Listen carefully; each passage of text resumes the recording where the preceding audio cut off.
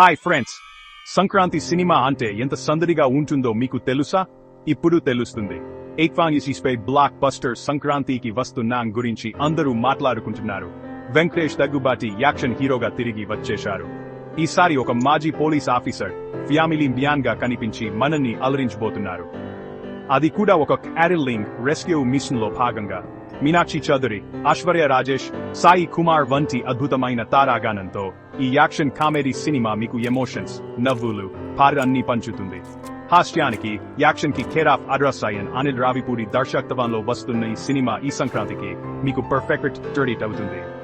కుటుంబ భావోద్వేగాలు, కడుపుబా నవ్వించే సన్నివేశాలు, హరిలింగ్ యాక్షన్ తో పూర్తి స్థాయి వినోదాన్ని పంచడానికి సంక్రాంతికి వస్తున్నాం సిద్ధంగా ఉంది.